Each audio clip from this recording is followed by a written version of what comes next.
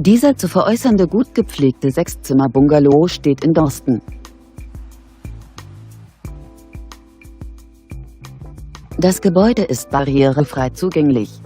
Das im Jahr 1982 erbaute Objekt wurde 2013 saniert. Das Haus verfügt über einen Keller sowie 2 Garagenparkplätze. Es hat 3 Schlafzimmer, 2 Badezimmer und eine Gästetoilette. Die Ausstattung entspricht einem gehobenen Standard.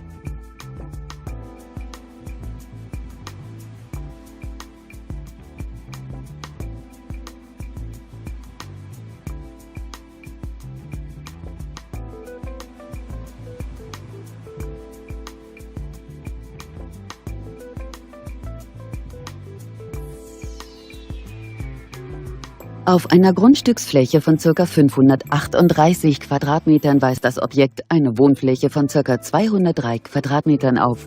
Das Gebäude hat einen Kaufpreis von 279.000 Euro. Für weitere Informationen stehen wir Ihnen unter eingeblendetem Kontakt gern zur Verfügung.